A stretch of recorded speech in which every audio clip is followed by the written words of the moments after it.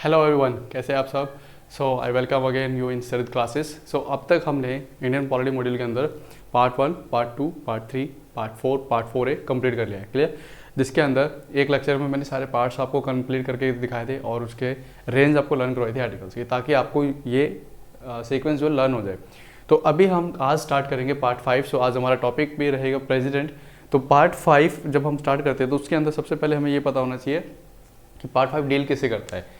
So part 5 of the constitution deals with the union. Clear.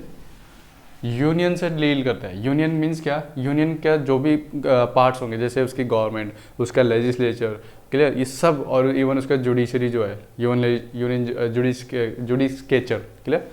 तो वो सब इसमें आ जाएगा पार्ट 5 के अंदर। अब देखिए यहाँ पे चैप्टर 1 जो इसके अंदर आता है, chapter number 1, clear. Just a second, duster.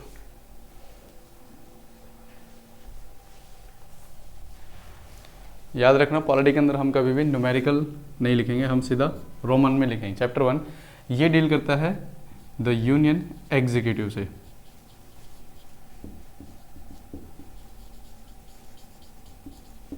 ठीक है, तो ये हमारा कुछ रूपरेखा रहेगी according to constitution.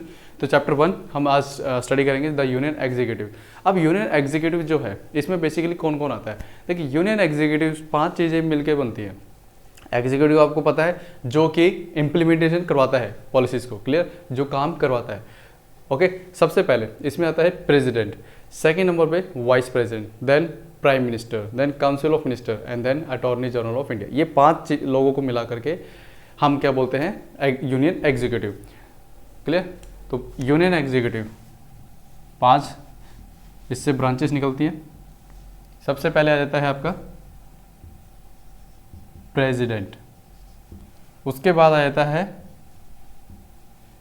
Prime minister, then prime minister की काउंसिल ऑफ मिनिस्टर, और उसके बाद काउंसिल ऑफ मिनिस्टर के बाद आपका आता है वाइस प्रेसिडेंट। ये हालांकि यहाँ पे आएगा पीएम की जगह पे, ठीक है। और एक फिर आपके यहाँ पे आता है attorney general of India, AGI, AG भी बोलते हैं, AGI, attorney general of India. तो इन 5 चीज़ों को मिला करके हम क्या बोलते हैं, this is a union executive. President, vice president, prime minister, council of minister और attorney general of India, clear. तो आज उसमें से हम डिस्कस किसको करेंगे, प्रेसिडेंट को। वेरी इंपॉर्टेंट, कई बार क्वेश्चंस आते हैं, बहुत अच्छे अच्छे क्वेश्चंस आते हैं इसमें से भी, क्लियर।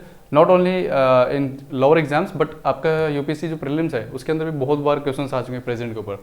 ओके, सो अभी जैसे हमने पार्ट 4A तक कर लिया है ना, तो अभी मैं क्या करूँगा, एक लेक्चर जो है आपका डेडिकेटली जो प्रीवियस ईयर क्वेश्चन जो आए पार्ट 1 से लेके 4A तक, उससे रिलेटेड जितने भी क्वेश्चन हैं वो हम एक लेक्चर में डिस्कस कर लेंगे, ताकि आपको जो पढ़ा हुआ है वो भी आपको एज इट इज़ लर्न हो जाए कि जो मैंने आपको समझाया क्वेश्चंस कैसे आए, ठीक है, हम उसको डिस्कस कर लेंगे। फिर जैसे पार्ट 5 या पार्ट 6 दोनों कंप्लीट हो जाएंगे तो उसके भी रिलेटेड जो क्वेश्चन होंगे इंडियन पॉलिटी के प्रीवियस ईयर क्वेश्चन वो करेंगे, not mock questions, previous year question. देखिए प्रीवियस ईयर क्वेश्चंस क्या होते हैं, उससे हमें ना एक अंदाजा मिल जाता है कि क्वेश्चंस किस लेवल के पूछे जाते हैं, ठीक है। चलिए अब देखिए बात करते हैं हम प्रेसिडेंट की।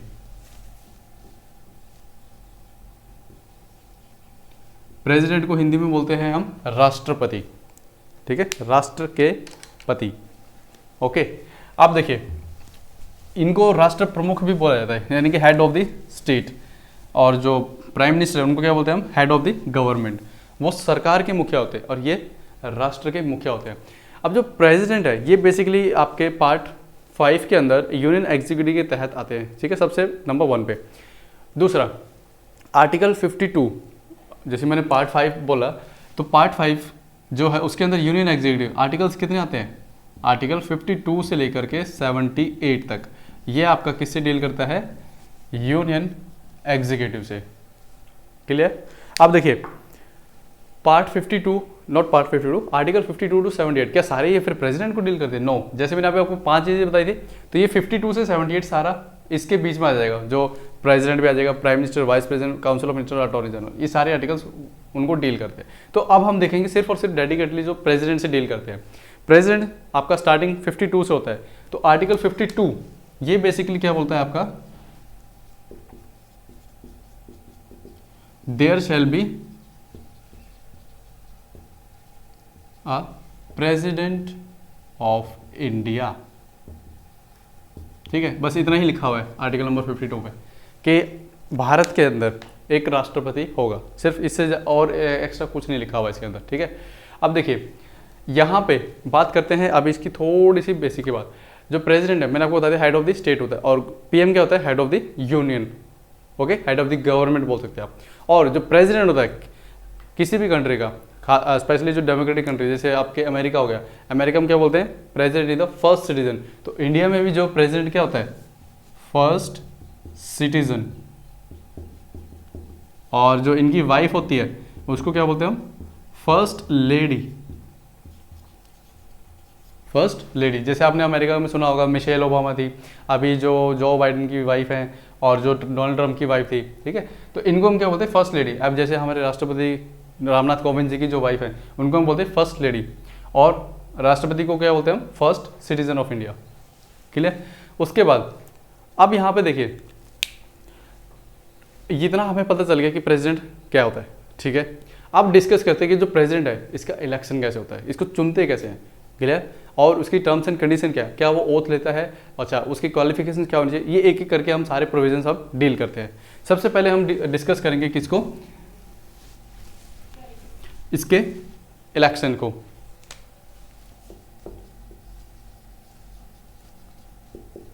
Election of president.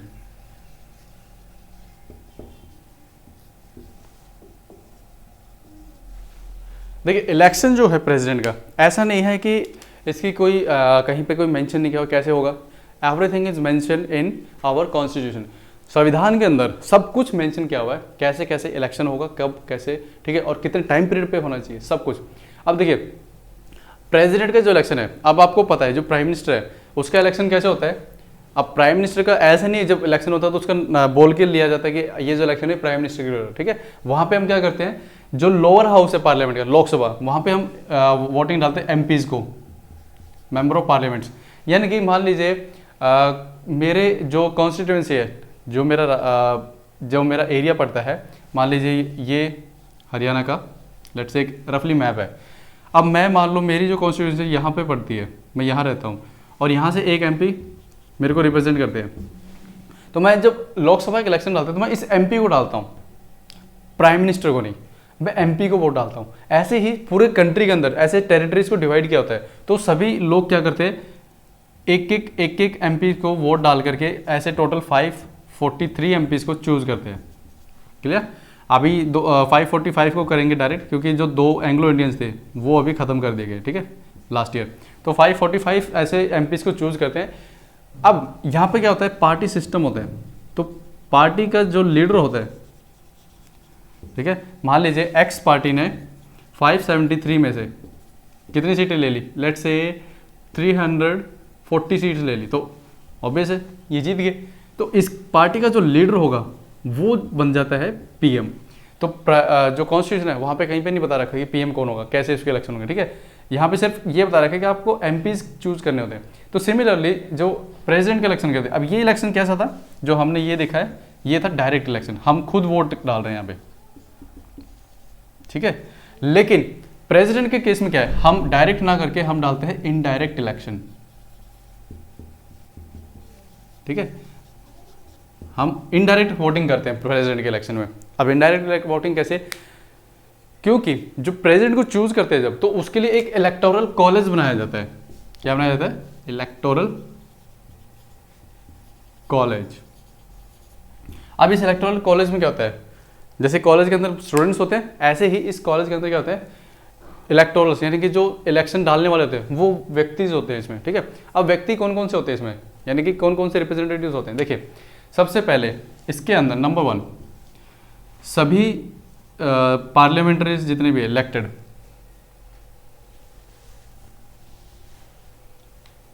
All elected MPs of both houses, दोनों सदनों के जो चुने हुए हैं रिप्रेजेंटेटिव है, ठीक है, इसमें आपके लोकसभा प्लस राज्यसभा दोनों आ गए। मैंने यहाँ पे सिर्फ इलेक्टेड लिखा है, क्लियर, अभी थोड़ी देर में बताऊंगा क्यों लिखा है। सेकंड नंबर पे यहाँ पे all elected MLAs of state assembly,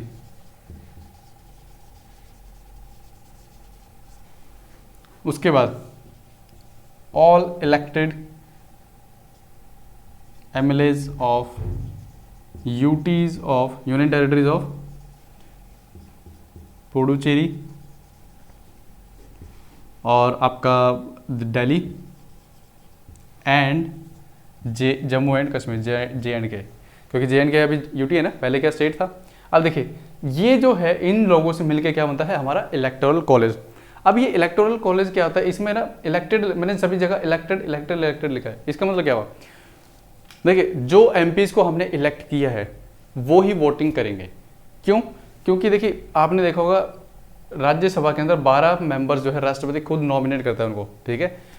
अब मान लीजिए 12 मेंबर जो है जिन्होंने राष्ट्रपति ने चुना है जिनको, वही उनके फेवर में वोटिंग डालेंगे, तो इसलिए नॉमिनेटेड नहीं है यहाँ पे। लोकसभा के अंदर पहले 2 एंग्लो इंडियन नॉमिनेटेड होते थे, अब वो हटा दिया है वो प्रोविजन, तो 545 यहाँ से इलेक्टेड है और 238 यहाँ से इलेक्टेड है, तो ये वोटिंग डालेंगे। ऐसे ही स्टेट असेंबली, क्लियर, काउंसिल नहीं कह रहा हूँ, स्टेट की काउंसिल नहीं, सिर्फ जो लोअर हाउस होता है ना स्टेट के अंदर, हालांकि 6 स्टेट है जिसमें 2 हाउसेज हैं।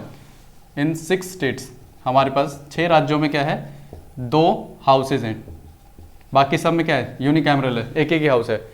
अब इन 6 राज्यों के अंदर जो लेजिस्लेटिव काउंसिल है, विधान परिषद है, उसके जो मेंबर है वो चाहे इलेक्टेड हो या नॉमिनेट हो, वो वोटिंग नहीं डालेंगे। सिर्फ जो लोअर हाउस उनका विधानसभा, उनके मेंबर जो हैं वही वोटिंग डालेंगे। ऐसे ही यूटीज हैं, जैसे आपके दिल्ली है उसकी भी तो एक विधानसभा है, पुडुचेरी की भी विधानसभा है और जम्मू एंड कश्मीर की भी है, तो उनके भी मेंबर क्या है वोटिंग डालेंगे। बाकी जितनी यूटीज हैं उसमें लेजिस्लेचर नहीं है, ये याद रखना, क्लियर। तो ये इलेक्टोरल कॉलेज क्या है, ये सारे मिलके करते हैं वोटिंग डालते हैं। याद रखना है नॉमिनेटेड मेंबर्स जो हैं वो वोटिंग नहीं करते हैं, क्लियर। अब देखिए यहाँ पे जो कॉन्स्टिट्यूशन ने ये चाहा है कि जितने भी लोग इकट्ठे हो रहे हैं, ठीक है, तो सब में क्या रहे, एक समानता रहे, पैरिटी रहे। अब पैरिटी कैसे रहेगी, तो इसके लिए उन्होंने क्या बना रखा है, एक मेथड बना रखा है कि सपोज कीजिए यहाँ पे स्टेट है और यहाँ पे हमारे पार्लियामेंट के MPs हैं, स्टेट से MLAs आ रहे हैं और यहाँ से MPs आ रहे हैं। देखिए ये वोटिंग कैसे करेंगे, तो यहाँ पे अब पेरिटी कैसे रखेंगे स्टेट और पार्लियामेंट के बीच में, स्टेट लेजिस्लेचर और पार्लियामेंट के बीच। कॉन्स्टिट्यूशन मेकर्स ने ये चाहा कि हम जो है यूनियन और स्टेट्स दोनों को बराबरी पर रखें, ऐसा ना हो कि यूनियन की ज़्यादा वोटिंग पावर हो और स्टेट्स की कम हो। हम चाहते हैं कि जो प्रेसिडेंट ऑफ इंडिया है वो एक तरीके से बेसिक से हम उसका इलेक्शन करवा रहे थे इनडायरेक्ट, बट वो रिप्रेजेंटेटिव होना चाहिए पूरे कंट्री का, क्लियर। अब अगर यूनियन ज़्यादा पावरफुल होगा तो वो स्टेट्स को कहाँ रिप्रेजेंट कर पाएगा, क्योंकि स्टेट्स की जो वोटिंग पावर वो कम हो जाएगी। तो इसलिए यहाँ पे क्या बोला गया है, स्टेट्स और यूनियन को इस तरीके से डिवाइड किया जाएगा कि जब वो वोटिंग करें तो उनकी जो लास्ट में जो फाइनल वैल्यू है वो दोनों की सेम होनी चाहिए, ठीक है, दोनों को जो वोटिंग पावर है बराबर मिलना चाहिए। तो यहाँ पे जो स्टेट है इसके जब MLA वोटिंग्स डालेंगे तो यहाँ पे कॉन्स्टिट्यूशन ने एक फार्मूला दिया है हमें कि उसको कैसे आप देखेंगे। देखिए अगर मान लो एक जो MLA है उसकी वैल्यू क्या होगी, वोट की वैल्यू ऑफ MLA, ठीक है, वैल्यू किस चीज की, 1 वोट की, value of vote of MLA, जो MLA वोट डालेगा उसकी वैल्यू क्या रहेगी। देखिए इसमें इन्होंने बोला है, मान लीजिए आपके जो स्टेट है, ठीक है, उसकी एक पॉपुलेशन होगी फिक्स्ड, ठीक है, हम क्या बोलते हैं कि पॉपुलेशन को रखो सबसे ऊपर। जो आप मान लीजिए तेलंगाना से है तो तेलंगाना की जितनी भी पॉपुलेशन है आप रखो उसको सबसे ऊपर। For example let's say 1 crore यहाँ पे इसकी पॉपुलेशन आ गई है तेलंगाना की, हम जस्ट एक एग्जांपल ले रहे हैं समझने के लिए। अब यहाँ पे MLA मान के चलिए आपके कितने 100 है, ठीक है, तेलंगाना की जो असेंबली है उसके अंदर कितने MLA है 100। अब उसके बाद ये बोला गया उसको आप डिवाइड कर लीजिए फर्दर 1000 से, 2 यहाँ पे वोट की वैल्यू आएगी, वो एक MLA की वैल्यू होगी। देखिए कैसे, लेट से अभी यहाँ पे 1 करोड़ बोला मैंने,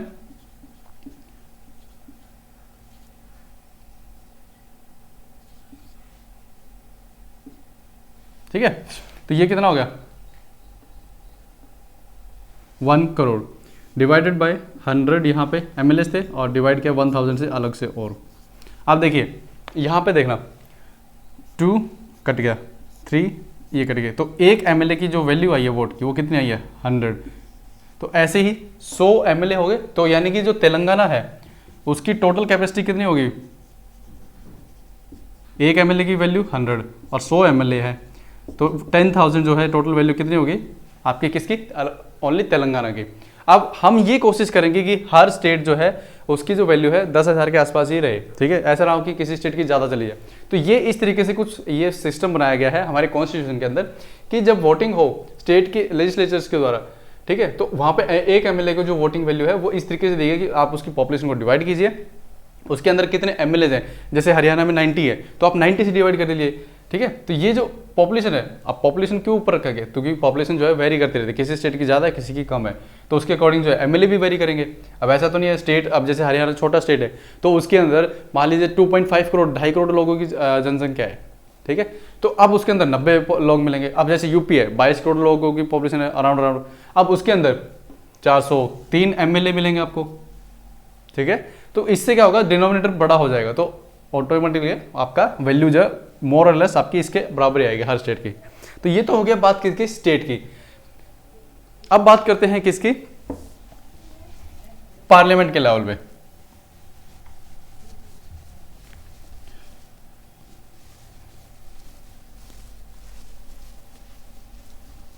देखिए पार्लियामेंट में क्या प्रोविजन दिया गया, लेट्स से आपकी एक एमएलए की वैल्यू जाए, फिर उससे पूरे स्टेट की वैल्यू आ गई। अब उससे हमने धीरे धीरे इसी फॉर्मूले को अपनाते हुए क्या करा, सभी स्टेट्स की एक एक वैल्यू निकाल ली कि, और उसके बाद उसको क्या कर दिया, एग्रीगेट यानी कि टोटल कर दिया। तो हम क्या बोलेंगे, अब टोटल जो वैल्यू है एमपीज की वो कैसे निकालेंगे, टोटल वैल्यू जो है सभी एमएलएज की, total value of all MLAs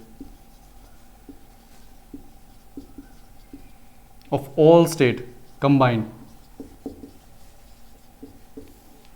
total value of all MLA, सभी जितने भी एमएलए हैं हमारे उन सबको इकट्ठा कर दो, सभी स्टेट्स के जो वैल्यू बन रही होगी उसको आप डिवाइड कर दो टोटल नंबर ऑफ एमपीज, और एमपीज कौन से, इलेक्टेड, याद रखना है आपको, टोटल नंबर ऑफ एमपीज, यहाँ पे मैं ब्रैकेट में लिख देता हूँ इलेक्टेड, नॉमिनेटेड नहीं होंगे प्रेसिडेंट के इलेक्शन में, याद रखना बहुत इंपॉर्टेंट है ये।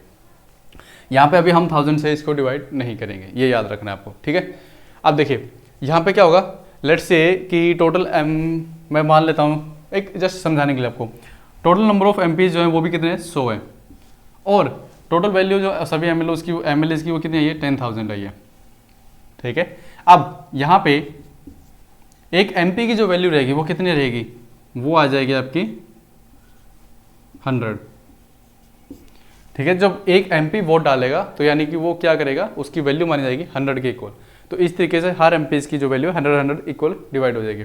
अब जब प्रेसिडेंट का इलेक्शन होता है तो वो होता है बाय प्रोपोर्शनल रिप्रेजेंटेशन मेथड से। दो तरीके के मेथड होते हैं, ठीक है। एक तो होता है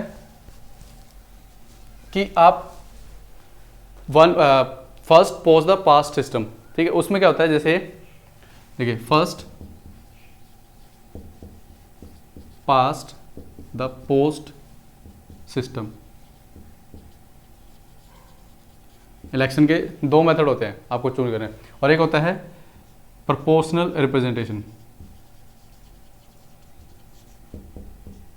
दोनों में फर्क क्या है, देखिए first past the post system जो कि ब्रिटेन के अंदर यूज करते हैं और हम इंडिया में भी यूज करते हैं। इसमें क्या होता है, लेट्स से कि 100 लोग इलेक्शंस के लिए खड़े हुए, ठीक है, मान लीजिए टोटल 100 सीट है, क्लियर, 100 सीट है, 100 ही व्यक्ति खड़े हुए, लेकिन उसमें से जीतना कितना है भाई, एक ही मान लो, एक ही तो व्यक्ति हमें जिताना है ना। ये चलो प्रेसिडेंट की एग्जांपल लेते हैं, 100 व्यक्ति जो है खड़े हुए प्रेसिडेंट के इलेक्शन के लिए, पर हमें प्रेसिडेंट कितने चाहिए, राष्ट्रपति कितने चाहिए, एक चाहिए। तो 100 में से जब वोटिंग डलेगी तो जिस व्यक्ति को 50% + 1 इन सभी में से ज़्यादा जो ले गया वही क्या हो जाएगा, विनर। जरूरी नहीं है कि अब ये 50 + 1% अगर मैं देखता हूँ तो 51 नहीं, अब 100 व्यक्ति हैं तो जो वोटिंग है वो भी तो डिवाइड हो जाएगी ना, लेट्स से किसी को 10 मिला है, किसी को 9, किसी को 8, किसी को 6, 5, 4 ऐसे करके, तो जिसको भी सबसे ज़्यादा वोटिंग मिली वही हमारा क्या हो जाएगा, विनर हो जाएगा। ये होता है first past the post system. जैसे जब हम रेस करते हैं तो क्या होता है, यहाँ पे एक गोल लगा होता है, गोल पोस्ट होता है ना, तो वहाँ पे मान लो कोई व्यक्ति दौड़ के आ रहा है, तो जो व्यक्ति, जो रनर है, सबसे पहले इसको पास कर जाएगा, क्लियर कर जाएगा, वही विनर हो जाएगा। ठीक है, बाकी चाहे पीछे जितने मर्जी दूर उनसे कम सेकंड में पीछे रह गए हो, लेकिन विनर वही माना जाएगा जो इसको सबसे पहले क्रॉस कर जाएगा। तो similarly first past the post system ये होता है, जो व्यक्ति सबसे ज्यादा वोट ले जाएगा वही विनर है। प्रोपोर्शनल रिप्रेजेंटेशन में क्या होता है, ऐसा नहीं होता। यहाँ पे क्या होता है, जैसे ये इजराइल के अंदर यूज होता है, ठीक है, यहाँ पे क्या होता है, रिप्रेजेंटेशन दिया जाता है। यहाँ पे तो हम वोटिंग किसको डाल रहे हैं, कैंडिडेट्स को, लेकिन प्रोपोर्शनल रिप्रेजेंटेशन में हम कैंडिडेट को वोट ना डाल के हम डालते हैं पार्टी को। ठीक है, जैसे फॉर एग्जांपल पार्टी ने कोई कैंडिडेट खड़ा किया, हमें उससे कोई मतलब नहीं है, हम डालते हैं, जैसे इजराइल की एग्जांपल देता हूँ, वहाँ पे टोटल सीट्स कितनी है, 120। ठीक है, वहाँ की जो पार्लियामेंट है वहाँ की सीट है 120। अब मान लीजिए एक पार्टी को मिली है 30 सीट्स, यहाँ पे सीट्स तो नहीं आएगा, परसेंटेज आएगा। लेट्स से एक पार्टी को मिले हैं 30% वोट, यहाँ पे हमने परसेंटेज की बात नहीं की है, लेकिन यहाँ परसेंटेज की बात होती है। ठीक है, एक पार्टी को मिले हैं 40% वोट और एक पार्टी को मिले हैं 50% वोट, तो जितने परसेंटेज वोट इनको मिले हैं, सीट्स भी उसके अकॉर्डिंग डिवाइड हो जाएगी। मान लीजिए ये पार्टी ए है, ये बी है और ये सी है, तो ए पार्टी को 30% मिले तो 120 का 30, आप बोलेंगे 36, ठीक है ना। उसके बाद 40% 120 का, तो आप बोलोगे 48। इसका 50% करोगे तो ऑब्वियस 60 आ जाएगा। तो ये जो है सीट्स उनको मिल जाएगी, पार्टी ए को मिलेंगे 36 सीट्स, इसको मिलेगी 48 सीट्स, सी को मिलेंगे 66। अब देखिए यहाँ पे विनर कौन हो जाएगा, जिसको 60 सीट्स मिली वो इसका विनर हो जाएगा। क्लियर। अब देखिए प्रोपोर्शनल रिप्रेजेंटेशन में क्या हुआ, यहाँ पे आपने रिप्रेजेंटेशन उतना ही दिया जितना लोगों ने इलेक्शन में भागीदारी की है। अगर लोगों ने 100% वोटिंग डाली है तो 100 में से कितने परसेंट वोटिंग किस व्यक्ति को या किस पार्टी को डाला है, उसके अकॉर्डिंग उसको उतनी सीट मिलेगी। ये होता है प्रोपोर्शनल रिप्रेजेंटेशन। यही हमारे जो है प्रेजेंट के इलेक्शन में मेथड अपनाया गया है। और इसमें एक चीज और याद रखनी है, सिंगल ट्रांसफर। ठीक है, एक व्यक्ति एक ही वोट डालेगा और वो एक ही बार जो है ट्रांसफर होगा। ठीक है, यानी कि अलग अलग टाइम पे ट्रांसफर होगा। अब देखिए ये तो हो गया हमारा मेथड कि हम प्रेसिडेंट को चूज कैसे करते हैं, इलेक्शन कैसे होता है। मान लीजिए सब कुछ हो गया, अब उसके बाद एक होता है इलेक्टोरल कोटा।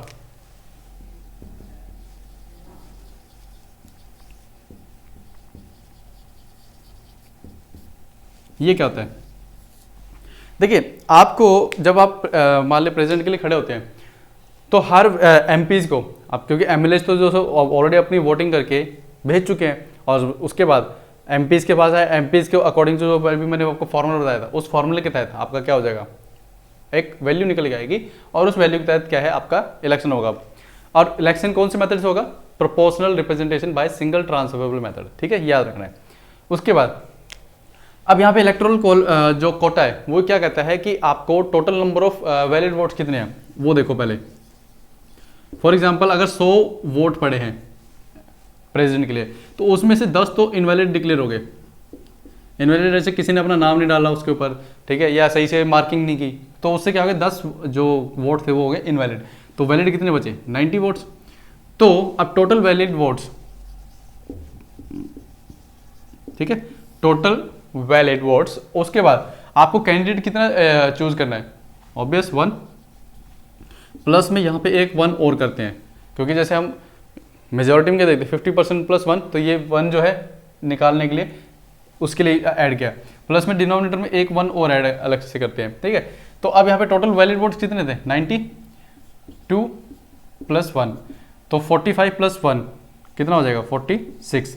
तो अभी जो व्यक्ति प्रेसिडेंट चूज होगा उसके पास 46 इलेक्टोरल कोटा का एक क्या होना चाहिए, वोटिंग पूल होना चाहिए, जिसको इतने वोट्स मिल गए, ठीक है, 46 इस कोटा को पार कर गया पहले, वही हमारा क्या बन जाएगा, प्रेसिडेंट।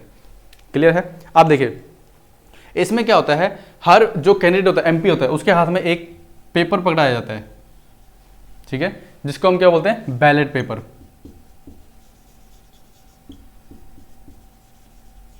अब इस बैलेट पेपर में क्या होता है, मान लीजिए यहाँ पे ना, मैं थोड़ा बड़ा बना देता हूँ, ये है बैलेट पेपर। अब 4 कैंडिडेट जो है खड़े हुए हैं प्रेसिडेंट के इलेक्शन में, राष्ट्रपति के लिए। तो एक कैंडिडेट यहाँ पे, सेकंड कैंडिडेट यहाँ पे, थर्ड यहाँ पे, फोर्थ यहाँ पे। तो लेट से मैं भी प्रेसिडेंट के इलेक्शन के लिए खड़ा हो गया, तो मेरा नाम यहाँ पे आ जाएगा। ऐसे ही कोई और सेकंड पर्सन जो है खड़ा हुआ, थर्ड पर्सन, तो इनके आगे ना उनके नाम लिखे होंगे, फर्स्ट पर्सन ये, सेकंड पर्सन ये, थर्ड पर्सन। तो अब आपको क्या होगा, प्रेफरेंस डालने होंगे। यहाँ पे ऊपर ना प्रेफरेंस करके कॉलम होगा, आपको प्रेफरेंस डालना है कि फर्स्ट प्रेफरेंस मेरी ये होगी। जैसे आप यूपीएससी का जो फॉर्म भरते हैं तो उसमें ना प्रेफरेंस आती है कि आप कैडर सिस्टम के अंदर फर्स्ट प्रेफरेंस किस कैडर को डालेंगे, किस स्टेट को देंगे, ठीक है, हिमाचल, यूपी, ठीक है, ऐसे करके। तो ऐसे ही जब प्रेसिडेंट के इलेक्शन डालते हैं एमपी, तो उनको प्रेफरेंस मिलती है, भाई आप किसको सबसे पहले ज़्यादा प्रेफरेंस करेंगे, ये राष्ट्रपति में। तो मैंने बोला कि भाई मैं चाहता हूँ सबसे पहले मैं ही बनूँ, ठीक है। तो मैंने अपने आप को वोटिंग डाल दी नंबर 1 पे। उसके बाद मैंने चाहा कि अगर मैं नहीं बनता हूँ तो मैं चाहता हूँ ये जो 4th नंबर पे व्यक्ति ना ये बने, तो मैं इसको सेकंड नंबर डाल दूंगा कि मेरी सेकंड प्रेफरेंस ये है, और फिर थर्ड प्रेफरेंस मेरी ये है, और फोर्थ प्रेफरेंस ये वाले व्यक्ति हैं, ठीक है। अब देखिए ऐसे ही जितने भी एमपीज हैं हमारे 545, वो सारे ऐसे ही वोटिंग करेंगे, इलेक्टेड कैंडिडेट। अब उसके बाद जब वोटिंग की काउंट होती है, ठीक है, और ये जो बैलेट पेपर है ये किसके थ्रू होता है, सीक्रेट बैलेट बॉक्स के अंदर, ठीक है। एक बैलेट बॉक्स होता है, सीक्रेट बैलेट बॉक्स, उसके अंदर सारे ये है बैलेट पेपर्स आपके डाल दिए जाते हैं। अब देखिए जब काउंटिंग होती है तो सबसे पहले जो काउंटिंग होगी वो काउंटिंग किसकी होगी, फर्स्ट प्रेफरेंस वोटिंग की, कि सबसे ज्यादा लोगों ने किसको प्रेफर किया। लेट्स से अगर मैं देखता हूं सबसे पहले अपने आप को, क्योंकि मैं भी इलेक्शन में खड़ा हुआ हूं ना, तो मैं सबसे पहले अपने आप को देखता हूं कि मेरे को कितने लोगों ने प्रेफर किया है। तो मेरी फर्स्ट प्रेफरेंस देखी जाएगी सबसे पहले कि मान लीजिए कि भाई चलो वोटिंग में देखते हैं योगेश को कितनी प्रेफरेंस मिली है, ठीक है। तो फर्स्ट प्रेफरेंस में मैं देखता हूं मुझे सिर्फ और सिर्फ 45 ही जो इलेक्टोरल कोटा गेन हुआ, चाहिए कितना था 46, नहीं हो पाया। फर्स्ट प्रेफरेंस में जो है किसी को भी मान लो इलेक्टोरल कोटा 46 का नहीं मिला। अब यहां पे क्या होगा, वोटिंग दोबारा होगी। अब लेट से जिसको मैंने अपनी सेकंड प्रेफरेंस दे दी, 4th नंबर कैंडिडेट को मैंने अपनी सबसे ज्यादा अपने बाद इसको प्रेफर किया था कि ये बने राष्ट्रपति, लेकिन मैंने जब वोटिंग में पाया कि ये जो है इसको सबसे कम वोट मिले फर्स्ट प्रेफरेंस में, तो ये जो बंदा है हो जाएगा एलिमिनेट, बाहर हो जाएगा ये। इसके जो वोट हैं जैसे सेकंड प्रेफरेंस की जो वोट है, ठीक है, इस व्यक्ति की 4th नंबर वाले की, इसकी जो सेकंड प्रेफरेंस की वोट थी वो सारी ट्रांसफर हो जाएंगी 1 2 3 3 कैंडिडेट्स के अंदर। अब मान लीजिए वोटिंग काउंट होती है सेकंड प्रेफरेंस पे, ठीक है, सेकंड प्रेफरेंस पे अपने वोटिंग स्टार्ट की। सेकंड प्रेफरेंस पे मैंने देखा कि जो इसके 4th कैंडिडेट के इलेक्शन थे, जैसे मान लो इसको फर्स्ट प्रेफरेंस में कितने वोटिंग मिली होंगी कि लेट से 30 मिले इसको, ठीक है। तो 30 हम तीनों में डिवाइड हो गए, तो 10 मुझे मिले, 10 इसको मिले, 10 इसको मिले। अब यहाँ पे क्या होगा, जब सेकंड प्रेफरेंस देखेंगे तो मान लो मुझे 45 थे तो 10 ये मिल गए। लेट से कि मुझे अभी इलेक्टोरल कोटा मेरा हो गया 55 का, तो मैं बन गया क्या, प्रेसिडेंट। ये है। अगर इन केस ऐसा नहीं हुआ तो सेकंड प्रेफरेंस में जो जिसको सबसे कम मिलेगी, मान लो कैंडिडेट नंबर 3 इसको कम मिले तो ये भी एलिमिनेट हो जाएगा। इसके जो वोट है इन दोनों में डिवाइड हो जाएंगे, फिर थर्ड प्रेफरेंस देखी जाएगी, जिसके पास थर्ड प्रेफरेंस में सबसे ज़्यादा वोट होंगे वो प्रेसिडेंट बन जाएगा। ऐसा तब तक चलता जाएगा जब तक कि इलेक्टोरल कोटा जो है हमारा 46 का वो मीट आउट ना हो जाए। अभी 46 ऐसा नहीं कि आपको याद रखना है, ये जस्ट मैंने आपको एग्जाम्पल के तौर पे समझाया है कि इलेक्टोरल कोटा होता क्या है, ठीक है। अब देखिए ये तो हो गया हमारा वोटिंग का मेथड। अब प्रेसिडेंट नॉट नॉमिनेट इलेक्ट हो गया। इलेक्ट कैसे, इनडायरेक्टली इलेक्ट।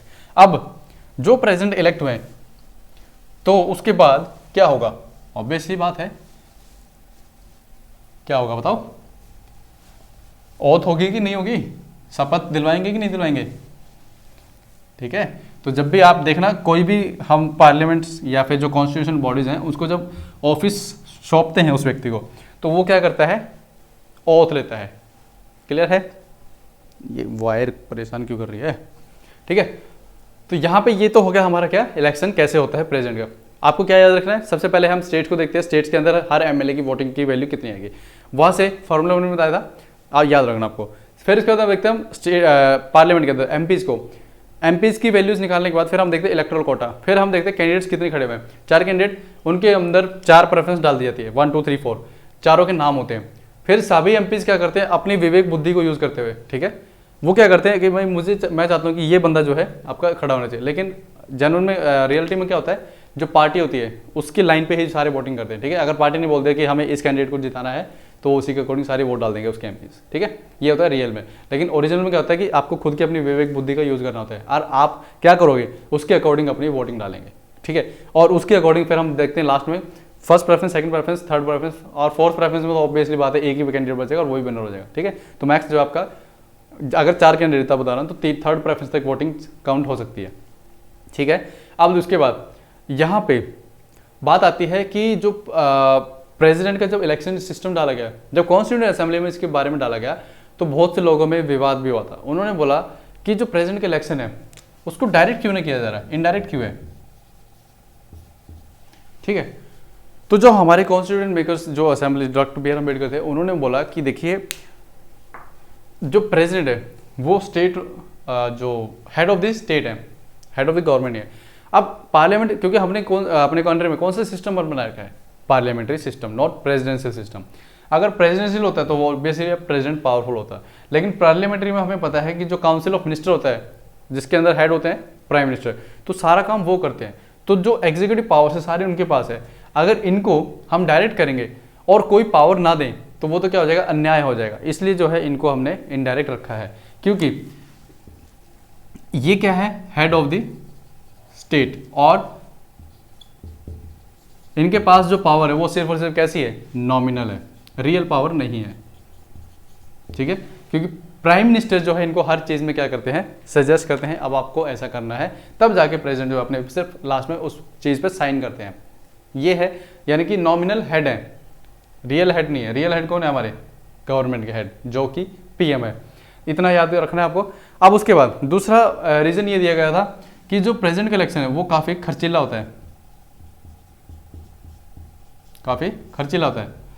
अब देखिए, एक तरफ तो आप पार्लियामेंट के इलेक्शंस डलवा रहे हैं। अभी जैसे अभी देखेंगे जो 2019 की वोटिंग हुई थी तो उसमें 910 मिलियन, लगभग 91 करोड़ लोगों ने वोटिंग डाल ली थी, मतलब डाली नहीं थी, एलिजिबल थे 18 साल से ऊपर के 910 मिलियन, यानी कि अगर मैं इसको करोड़ में लिखूँ तो 91 CR, एक इतने लोग जो एलिजिबल थे। वोटिंग कितनों ने डाली, जैसे 70 करोड़ या 67 करोड़, वो मैटर हम नहीं देखते यहाँ पे। लेकिन मान लीजिए 91 करोड़ लोग, अब उनका वोटिंग कार्ड भी बनाएंगे, उनका लिस्ट में नाम डालेंगे, सारे छपाई भी होगी, सब कुछ होगा, तो मैन पावर कितनी लगेगी। तो क्या होगा, एक तरफ आप इलेक्शन इसके भी करवा रहे पीएम के, एक तरफ आप किसके करा रहे प्रेसिडेंट के भी। लेकिन प्रेसिडेंट हमें पता है कि हमें क्या करना है, उसको इतनी पावर दे ही नहीं रखी है, तो हम क्यों इस पर ज़्यादा इतना खर्च करें। तो इसलिए एक रीज़न ये भी दिया गया था कि हम जो है प्रेसिडेंट को नॉमिनल हेड बना रहे हैं, ना कि रियल हेड, ठीक है ना। तो ये जो क्या हो जाएगा आपका यहाँ पे वैलिड पॉइंट हो जाएगा क्यों हमने इनडायरेक्ट इलेक्शन को चूज किया है, ठीक है। अब बात आती है इन केस अगर डिस्प्यूट हो जाए, मान लो जैसे इंडिया में ऑब्वियस है कि जब इलेक्शन होता है तो उसके बाद में पॉलिटिकल पार्टीज क्या बोलती है कि ईवीएम हैक हो गया, ईवीएम में दिक्कत हो गई, ठीक है। ये हर पार्टी चाहे कोई भी हो, अभी पावर में है, अगर वो हार जाए तो वो भी यही बोलेगी। ऑपोजिशन में जो नहीं आए, ठीक है, वो हार गए तो वो भी क्या बोलेंगे, ईवीएम खराब है, ईवीएम में गड़बड़ी है। हर सीजन में यही होता है, चाहे स्टेट इलेक्शन हो चाहे पार्लियामेंट का इलेक्शन हो। अब देखिए यहाँ पे मान लीजिए कोई डिस्प्यूट हो गया प्रेसिडेंट के इलेक्शन में, ठीक है, कोई विवाद हो गया कि प्रेसिडेंट का इलेक्शन हुआ, हमने लगा कि यार काउंटिंग में कहीं ना कहीं कुछ गड़बड़ हुई है, डिस्प्यूट है, हम ऑब्जेक्शन क्रिएट करते हैं। तो जो आपका कॉन्स्टिट्यूशन है वो ये कहता है कि इन केस अगर कोई डिस्प्यूट होता है तो सुप्रीम कोर्ट डिसाइड करेगा। ओके, याद रखना, सुप्रीम कोर्ट डिसाइड करेगा, नॉट हाई कोर्ट और कोई भी कोर्ट नहीं, और ना पार्लियामेंट डिसाइड करेगा और ना ही इलेक्शन कमीशन डिसाइड करेगा। यहाँ पे सुप्रीम कोर्ट डिसाइड करेगा और इसकी जो वर्डिक्ट होगी वो फाइनल होगी, ठीक है, जो इन्होंने बोला वही माना जाएगा। क्लियर है इतना? चलिए अभी मैं आपको दिखाता हूं एक बार कॉन्स्टिट्यूशन की कॉपी, ताकि आपको समझ में आ जाए। ये आ गया ना आपकी स्क्रीन पे? देखिए, the union part 5, the union chapter 1, the executive, the president and vice president. अब देखिए आर्टिकल 52 क्या बोलता है, the president of India, simple article 52 में यही बताया गया है कि प्रेसिडेंट होगा एक। उसके बाद 53 क्या बोलता है, executive power of the union, ये हम थोड़ी देर बाद डिस्कस करेंगे। उसके बाद आता है इलेक्शन ऑफ प्रेसिडेंट, प्रेसिडेंट का इलेक्शन जो है कैसे होगा, देखिए यहाँ पे क्या लिखा है, the president shall be elected by the electoral college, ये दिख रहा है आपको, इलेक्टोरल कॉलेज। इलेक्टोरल कॉलेज में क्या क्या होगा, सारे elected members of both houses of parliament और elected members of legislative assembly of this states, ठीक है। उसके बाद यहाँ पे ये भी बोला है जो स्टेट है, यहाँ पे ये जो वर्ड यूज हुआ है स्टेट, इसके अंदर क्या क्या इंक्लूड होगा, national capital territory of Delhi and Puducherry. लेकिन अभी आपको पता है हमने जम्मू एंड कश्मीर है उसको भी क्या बना दिया यूटी, तो वो भी इंक्लूड होगा इसमें। अब उसके बाद आता है manner of election of president, आप इलेक्ट कैसे करेंगे, एज फार एज प्रैक्टिकेबल, जितना हो सके, जितना संभव हो सके, there shall be uniformity in the scale of representation of the different states at the election of the president. Clear, आपको क्या करना है, सबको यूनिफॉर्मिटी लेवल पे लेके चलना है, यूनियन और स्टेट दोनों को, for the purpose of securing such uniformity. और इस यूनिफॉर्मिटी को, एक समानता को बनाए रखने के लिए आप क्या करेंगे, स्टेट्स को डिवाइड करेंगे और यूनियंस को डिवाइड करेंगे। कैसे, उनको क्लॉज ए देखिए आप यहाँ पे, sub clause, every elected member of legislative assembly, जितने भी एमएलए हैं स्टेट के, उनकी जो वोटिंग पावर होगी वो क्या होगी, as there multiple of 1000 in the quotient, quotient होता है कि डिवाइड में नीचे डालते हैं जब, ठीक है। यहाँ पे वो फार्मूले की बात कर दी गई है कि टोटल पॉपुलेशन कितनी है स्टेट की, उसको ये देखिए, dividing the population of the state and total number of the elected member of assembly, ठीक है। जैसे मैंने आपको तेलंगाना की एग्जांपल दे दी कि 1 करोड़ पॉपुलेशन है, 100 एमएलए है, उसमें डिवाइड किया उसको 1000 से, ठीक है। तो जो वैल्यू आ जाएगी वो हमारी क्या आ जाएगी, एक पूरे एमएलए की वोटिंग पावर आ जाएगी। ऐसे ही यहाँ पे बोला है, if after taking the set multiple of 1000 the remainder is not less than 500 then the vote of each number of refer to in sub clause shall be further increase by 1, ठीक है। अगर मान लीजिए रिमाइंडर 500 से कम नहीं आया तो हम क्या करेंगे, उसकी वैल्यू को 1 से बढ़ा देंगे, ये बता रहा है इसमें। Each elected member of house of parliament shall have the such number of votes as may be obtained by the number of. अब यहाँ पे क्या बोला गया है कि जब आप बात करते हो पार्लियामेंट लेवल पे, तो पार्लियामेंट में क्या है, सभी स्टेट्स का टोटल कर लेते हैं हम एमएलएज की वैल्यूज को और उसको डिवाइड कर देते हैं टोटल जितने हमारे इलेक्टेड एमपीज हैं, ठीक है। तो उससे क्या बनता है, हमारा एक एमपी की वोटिंग वैल्यू आ जाती है। थर्ड क्लॉज क्या कहता है, the election of the president shall be held in accordance with the system of proportional representation by means of single transferable vote, ठीक है। यहाँ पे देखिए कौन सा मेथड है, system of proportional representation by means of single transferable vote, जो मैंने आपको समझाया था इजराइल का एग्जाम्पल देके। यहाँ पे हम परसेंटेज देखते हैं किस व्यक्ति को कितने परसेंट वोट डालें, उसके अकॉर्डिंग उसको रिप्रेजेंटेशन देते हैं। ओके, उसके बाद यहाँ पे पॉपुलेशन की बात हुई है। पॉपुलेशन होता है कि जो लास्ट सेंसस है आप उसको उठाते हैं, तो लेकिन हम देखते हैं कि 1971 सेंसस है, उसके अकॉर्डिंग इसको फ्रीज किया हुआ है। अब 2026 के बाद जो सेंसस होगा यानी कि 2031 में, हम उसको जो है नेक्स्ट टाइम देखेंगे। उसके बाद आता है टर्म ऑफ द प्रेसिडेंट। चलिए अभी हम इसको क्या करते हैं, डिस्कस करते हैं अपने इसमें। चलिए तो अभी हम डिस्कस करेंगे क्वालिफिकेशंस को, इसको मैं हटा देता हूँ थोड़ी देर के लिए। देखिए क्वालिफिकेशंस में सबसे पहले देखिए ये बात करते हैं किसके अंदर, आर्टिकल 58 के अंदर आता है आपके प्रेसिडेंट की क्वालिफिकेशन। 54 के अंदर मैंने आपको क्या बताया था, 52 में तो प्रेसिडेंट ऑफ इंडिया, सिंपल ये लिखा कि प्रेसिडेंट ऑफ इंडिया होगा एक। उसके बाद 53 में एग्जीक्यूटिव पावर बता रहे, जो हम थोड़ी देर बाद नेक्स्ट टाइम थोड़ा आपको रुकना पड़ेगा उसके लिए, जब हम सारी पावर्स इकट्ठे डिस्कस कर लेंगे, उसमें एग्जीक्यूटिव, लेजिस्लेटिव, फाइनेंशियल जितनी पावर है, वीटो पावर्स, तो सारी एक साथ डिस्कस कर लेंगे, ठीक है। क्योंकि स्कैटर्ड वे में नहीं डिस्कस करेंगे हम, इकट्ठा कंबाइन करके। उसके बाद फिर उसके बाद में आता है आपका आर्टिकल 54 जिसमें election of the president elect, और फिर मैनर ऑफ इलेक्शन कैसा होगा। अब आता है आर्टिकल 58 में आपके क्या क्वालिफिकेशन, कि आप मान लीजिए मुझे एज ए प्रेसिडेंट खड़ा होना है, मतलब नॉमिनेट करवाना अपने आप को एज ए प्रेसिडेंट इलेक्शन में, तो मैं क्या चाहता हूं, अब इसके लिए सबसे बड़ी बात ये है आपकी पॉलिटिकल जो कहते हैं ना रिकग्निशन, वो अच्छी होनी चाहिए। तो सपोज कीजिए उस व्यक्ति को, मान लीजिए मुझे ही अगर प्रेसिडेंट बनना है, तो मेरे को क्या क्या कंडीशंस फुलफिल करनी होगी, वो ध्यान में से देखना भी। नंबर 1 कि मैं सिटीजन ऑफ इंडिया होना चाहिए, मुझे सिटीजन ऑफ इंडिया होना चाहिए। अगर सिटीजन ऑफ नेपाल हूँ, भूटान हूँ, तो मैं नहीं बनूंगा। बेसिक से इंडिया में जैसे आप देखते हैं यूपीएससी के जो फॉर्म भरते हैं तो उसमें उन कैंडिडेट्स को भी जो मौका दिया जाता है, लेकिन प्रेसिडेंट के केस में ऐसा नहीं है। हालांकि मैंने सिटीजन ऑफ जो सिटीजनशिप करवाया था तो उसमें मैंने आपको बताया था कि जो व्यक्ति बाय बर्थ इंडियन सिटीजनशिप है या बाय नेचुरलाइजेशन, तो दोनों तरीके वाले व्यक्ति जो है आपके क्या बन सकते हैं, सिटीजन बन सकते हैं। लेकिन अमेरिका में सिर्फ और सिर्फ बाय बर्थ, नॉट नेचुरलाइजेशन। अच्छा, सिटीजन ऑफ इंडिया होना चाहिए। दूसरा नेक्स्ट कंडीशन है आपकी कि मुझे 35 साल पूरे हो जाने चाहिए अपनी ज़िंदगी के, ठीक है। मेरी उम्र जो है 35 साल या उससे ज़्यादा होनी चाहिए, 35 ईयर्स और ग्रेटर। उसके बाद मैं एलिजिबल होना चाहिए लोकसभा के इलेक्शन के लिए भी, या तो मैं लोकसभा का मेंबर बन चुका हूं या फिर बनने के लिए एलिजिबल हूं। कंडीशन जो है वो आपका कि he should not hold any office of profit, office of profit, ठीक है। अभी ऑफिस ऑफ प्रॉफिट जो है टर्म, ये कॉन्स्टिट्यूशन में कहीं पे डिफाइन नहीं है किसको आप ऑफिस ऑफ प्रॉफिट बोलेंगे और किसको नहीं, ठीक है। बेसिकली यहाँ पे ये बोला गया है कि जो व्यक्ति, अगर मान लीजिए फिलहाल अभी कोई प्रेसिडेंट है, अभी मान लो अभी इलेक्शन होने, लेकिन अभी जो फिलहाल प्रेसिडेंट है वो अगर चाहे तो दोबारा भी इलेक्शन में आ सकता है। अभी जो प्रेसिडेंट है या वाइस प्रेसिडेंट है, ठीक है, या कोई मिनिस्टर है स्टेट या पार्लियामेंट का, वो व्यक्ति अगर इलेक्शन लड़ता है तो उसको हम क्या बोलेंगे, ये ऑफिस ऑफ प्रॉफिट की डेफिनेशन के अंदर नहीं माने जाएंगे। क्लियर। अब देखिए यहाँ पे ये बोला जाता है, जैसे मान लो जिस व्यक्ति को आपको इलेक्शन फाइट करना है प्रेसिडेंट के लिए, तो यहाँ पे ये बोला गया है जब आप आएंगे, मान लो मुझे जाना है प्रेसिडेंट के लिए फाइट करना है, तो मुझे कम से कम अपने साथ 100 ऐसे एमपीज होने चाहिए जो कि मुझे मेरे नाम को प्रपोज करें, ठीक है। 50 प्रपोजर होने चाहिए जो कि ये बोले कि हाँ अगर ये व्यक्ति राष्ट्रपति के इलेक्शन के लिए फाइट करेगा तो हम इसका नाम नॉमिनेट करते हैं। 50 ऐसे व्यक्ति मेरे पास होने चाहिए और 50 सेकेंडर होने चाहिए। 50 तो प्रपोजर होने चाहिए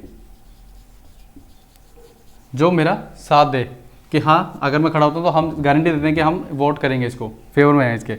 50 सेकेंडर होने चाहिए जो ये बोले कि अगर खड़े होंगे तो हमारी सेकंड प्रेफरेंस ये होगी, ठीक है। तो 50-50 कितने, 100, तो 100 एमपीज तो यही हो गए आपके। तो कहने का मतलब ये, अगर आपकी पॉलिटिकल यानी कि प्राइम मिनिस्टर के साथ अच्छी बनती है, ठीक है, तो वो क्या होगा, ऑब्वियसली अगर उस प्राइम मिनिस्टर की जो पार्टी है उसके पास 100 से ज़्यादा एमपीज होंगे तो वो ऑटोमेटिक, अगर वो आपको फेवर करेंगे तो आप वैसे भी प्रेसिडेंट बन जाएंगे, ठीक है। तो 50 प्रपोजल होने चाहिए, 50 सेकेंडर होने चाहिए। उसके बाद एक होती है सिक्योरिटी डिपॉजिट होगी आपकी। सिक्योरिटी कितनी है, 15,000 रुपीज़। आप बोलोगे सर बॉस इतने चाहिए, ठीक है। हालांकि ये बात है कब, 1997 की है। 1997 में इसको बढ़ाइए 15,000 की है। आज से 23-24 साल पहले की बातें हैं, तो उस टाइम 15,000 रुपये बहुत ज़्यादा होते थे, ठीक है। अभी अगर आप चाहते हो इसको बढ़ाए तो आप, ठीक है, आजकल सोशल मीडिया है डाल सकते हो आराम से, कोई दिक्कत नहीं है। तो सिक्योरिटी जब 15,000 हो गया अब आपकी, उसके बाद ये सिक्योरिटी डिपॉजिट कौन से बैंक में होगी बताइए, आरबीआई। आरबीआई के अंदर ये सिक्योरिटी डिपॉजिट होगी। अब मान लीजिए किसी व्यक्ति ने जैसे 120 वोट डले, ठीक है। अब 4 कैंडिडेट खड़े हुए, 120 वोट डलिए प्रेसिडेंट के लिए, लेकिन जिस व्यक्ति ने 1/6 वोट नहीं पाई, 120 में से 1/6 करेंगे तो यानी कि 20 या इससे ज़्यादा, तो उसके जो 15,000 रुपये हैं जो उसने डिपॉजिट किया आरबीआई में, वो हो जाएंगे जब्त, जिसको बोलते हैं सिक्योरिटी जब्त हो गई। तो यही होता है, अगर 20 या उससे कम वोट मिले आपको तो आपकी सिक्योरिटी डिपॉजिट हो जाएगी। अब यहाँ पे बात आती है कि जो ये पहले क्या स्टार्टिंग से ये कंडीशन रही होगी, नहीं, पहले क्या था, जो प्रपोजर और सेकेंडर 50-50 हैं अभी, ये पहले 10-10 थे और सिक्योरिटी पहले 2500 थी। तो इससे क्या होता था कि जो नॉन सीरियस कैंडिडेट्स होते थे वो भी आ जाते थे प्रेसिडेंट के इलेक्शन में और टाइम ज़्यादा लगता था उसमें। तो इससे क्या हुआ, फिर 1997 में पार्लियामेंट ने इसको अमेंड कर दिया और बोला कि अब से 50 और 50 आपको क्या चाहिए, प्रपोजर और सेकेंडर, और आपकी जो सिक्योरिटी वो भी बढ़ा के क्या कर दी जाएगी, 15,000। तो इससे होगा क्या, जो नॉन सीरियस कैंडिडेट वो हो जाएंगे बाहर।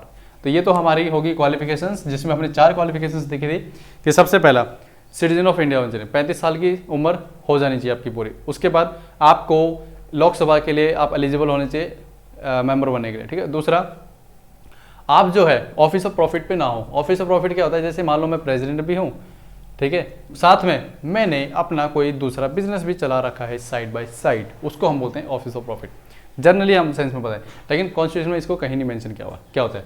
अब बात करते हैं ओथ की, जो कि डिस्कस की गई कॉन्स्टिट्यूशन में आर्टिकल नंबर 60 के तहत। आर्टिकल 60 बोलता है कि जो प्रेसिडेंट जो भी इलेक्ट होके आएगा वो क्या करेगा, ओथ लेगा। ओथ क्या होती है, हिंदी में बोलते हैं इसको शपथ। शपथ समारोह होता है ना, सीएम, पीएम, प्रेसिडेंट, इवन जजेस का भी होता है। तो ये क्या होती है, शपथ क्यों दिलवाई जाती है, ताकि उस बंदे को आप अकाउंटेबल कर सको कि देखिए आपने इस ऑफिस पे आने से पहले आपने एक ओथ ली थी कि मैं इसको अच्छे से एग्जीक्यूट करूंगा, मैं अपने ऑफिस के साथ वफादार रहूंगा। वो बात अलग है, होता कुछ और है, ठीक है। तो तो जो शपथ है आप उसको कैसे दिलवाते हैं, जो प्रेसिडेंट इलेक्ट हो गया, लेट्स से कि योगेश प्रेसिडेंट बन गया, ठीक है, मैं ही बन गया प्रेसिडेंट, भाई क्या हो गया, सोच तो सकते हैं, एक दिन बन भी जाएंगे, ठीक है। तो मान लो मैं बन गया प्रेसिडेंट। अब यहाँ पे जब मैं बन के आया फर्स्ट टाइम, जब मैं ऑफिस में जाऊंगा तो उससे पहले जो चीफ जस्टिस ऑफ इंडिया होते हैं हमारे सुप्रीम कोर्ट के, सीजीआई, अभी कौन है बताइए, चलिए आपको बताना है मुझे। तो जो सीजीआई होंगे, chief justice of India supreme court के, वो मुझे क्या दिलवाएंगे, ओथ दिलवाएंगे। ओथ कैसे, उसमें हमारी कॉन्स्टिट्यूशन में दिया हुआ है, अभी थोड़ी देर में दिखाऊंगा, उसमें ना लिखा होता है आई डू शेयर बाय, ठीक है, ऐसे करके, मतलब मैं अपना नाम बोलूँगा आई योगेश कुमार ऐसे करके, और फिर उसमें ना कुछ 2-3 लाइनें होंगी कि I will protect constitution, I will defend constitution, I will render my services fairfully, ऐसे करके। तो ये सारी चीज़ें जो है हमारे उस ओथ के अंदर लिखा होता है, एक फॉर्म होता है, उसमें ना बस आपको वो बोलना होता है। एक तरफ चीफ जस्टिस खड़े हो जाएंगे, एक तरफ आपके प्रेसिडेंट खड़े हो जाएंगे, यानी कि मैं, और मैं जो वो बोलेंगे मैं साथ साथ वो बोलूँ, लेकिन जहाँ पे बोलेंगे आए तो उसके बाद मेरे को अपना नाम बोलना है, ठीक है, ना कि मैं उनका नाम बोलूँगा, ठीक है। एक मूवी में दिखा भी रखा है ये, तो इतना तो पढ़े लिखे होंगे तो समझ में आना चाहिए उसको, प्रेसिडेंट को, ठीक है। तो सीजीआई ओथ दिलवाएंगे। उसके बाद अब वो ओथ में क्या होता है, एक बार दिखा देता हूँ आपको मैं कॉन्स्टिट्यूशन की कॉपी के अंदर।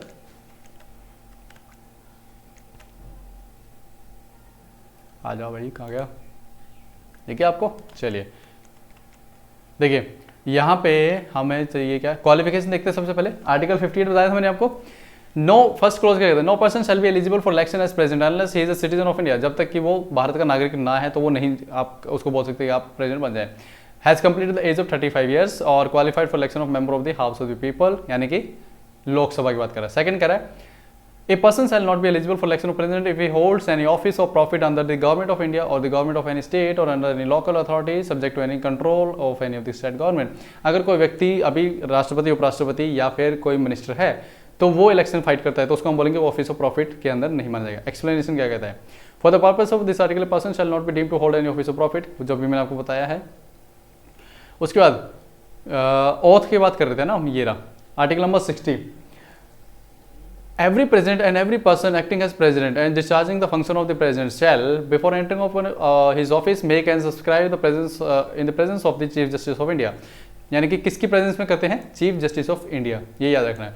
और अगर चीफ जस्टिस नहीं है, मान ली सपोज कीजिए, in the absence of chief justice the senior most जज of the supreme court. Clear, मान ली जैसे अभी जो हमारे आर.वी. रमन्ना है, ठीक है, सीजीआई, मैंने आपको खुद ही बता दिया है। तो जो रमन्ना साहब है, मान लो वो एब्सेंट है, ये उनकी तबीयत ठीक नहीं है, तो सेकंड मोस्ट सीनियर जजेस जो होंगे उनके बाद, वो जो है ओथ दिलवाएंगे किसको, इलेक्टेड प्रेसिडेंट को। अब ओथ में क्या होता है, देखिए आई ए बी, यानी कि यहाँ पे नाम आ जाएगा मेरा, I Yogesh Kumar do swear in the name of God, यानी मैं भगवान की कसम खाता हूँ, that I will faithfully execute the officer, मैं अपने ऑफिस को बड़े फेथफुली यानी ईमानदारी से सारे काम को अच्छे से करूँगा, ऑफ प्रेसिडेंट, ठीक है, और discharge the function of the president of India and will best my ability preserve protect and defend the constitution. देखिए ये है ना, डिफेंड द कॉन्स्टिट्यूशन, यहाँ पे 2015 में प्रीलिम्स में क्वेश्चन आया था, इसलिए मैं आपको जो है ना कॉन्स्टिट्यूशन के साथ साथ लैंग्वेज भी दिखा रहा हूँ, ताकि जब आप पेपर देने जाएं तो आपको सारा कुछ पता होना चाहिए कि भाई नहीं कॉन्स्टिट्यूशन क्या बोलता है, आपको ये पता होना चाहिए। डी बसु ऑथर जो है वो क्या बोलते हैं, लक्ष्मीकांत होते हैं वो क्या बोलते हैं, यूपीएससी वो नहीं बोलते, यूपीएससी पूछता है कि कॉन्स्टिट्यूशन क्या कहते हैं। आप अभी कभी भी देख लेना, जब मान लीजिए प्रीलिम्स का एग्जाम देके आते हैं और इन केस, चलिए मैं अभी आपको अपनी स्क्रीन पे ले आता हूँ पहले, ठीक है। तो मान लीजिए आपने पेपर दिया प्रीलिम्स के अंदर और आपने पढ़ा लक्ष्मीकांत से, और लक्ष्मीकांत में मान लो कुछ लिखा होता, लेकिन उस पर होगा डिबेट कि नहीं यार ये होना चाहिए, ये होना चाहिए, ठीक है। यूपीएससी में आपने क्या कर दिया, डाउट डाल दिया अपना कि भाई मुझे इस क्वेश्चन में डाउट है और मैं आपको ये फी पे करता हूँ, आप मुझे ना इसका सही बताइए कि इसका आंसर क्या है। तो यूपीएससी ये बोलेगा कि इसका आंसर ये है, तो अब आप काउंटर आर्गुमेंट में बोलेंगे नहीं मैंने तो इस बुक में ये पढ़ा है, लक्ष्मीकांत में ये लिखा हुआ। यूपीएससी वहाँ से बोलेगा कि कॉन्स्टिट्यूशन ऑफ इंडिया क्या बोलता है वो बताइए मुझे, तो आप बोलेंगे वो तो मैंने पढ़ा ही नहीं, तो गलती किसकी, ठीक है, गलती है हमारी। तो हमें क्या पढ़ना चाहिए, हमें पढ़ना चाहिए ऑथेंटिक सोर्सेज को। हालांकि ठीक है आप बुक्स को भी पढ़िए, मैं ये नहीं कह रहा, लेकिन साथ में उसको रेफर करें किसके साथ, जो ऑथेंटिक सोर्स है। हम पॉलिटी पढ़ते किससे, कॉन्स्टिट्यूशन से, कॉन्स्टिट्यूशन में तो सब कुछ दिया हुआ है, तो कॉन्स्टिट्यूशन को तो देखो पहले, ठीक है ना भाई। ऑथर से गलती भी तो हो सकती है, मिस प्रिंट भी हो सकता है, सब कुछ हो सकता है, क्योंकि आप कभी बुक जब परचेज करेंगे उसके फ्रंट पेज पे देखना क्या लिखा होता है, author and the publisher will not be responsible for any kind of mistake, साफ लिखा होता है, ठीक है। इन केस ऑफ एनी मिसक्रिपेंसीज, कोई छोटी मोटी गलती हो जाती है तो उसके लिए ऑथर गलत नहीं साबित होगा, ठीक है, गलती नहीं मानी जाएगी उसकी, और ना ही आप उसको कोर्ट में शो करेंगे, ठीक है। तो ये साफ लिखा होता है। आप कभी पढ़ते हो आप फर्स्ट पेज बुक का, कंटेंट से पहले लिखा होता है ना, तो पढ़ा करो। छोटी छोटी चीज़ें होती हैं। अब हम क्या करते हैं, डायरेक्ट कंटेंट भी नहीं देखते, क्या है इसमें, हाँ मेरे को ये पढ़ना है, चल साइड कर इसको। यही होता है हमारा पढ़ने का तरीका, बिल्कुल गलत तरीका होता है। फर्स्ट सबसे पहले बुक का पेज उठाओ, लिखा क्या है इसमें वो पढ़ो, कंटेंट क्या है इसमें वो पढ़ो।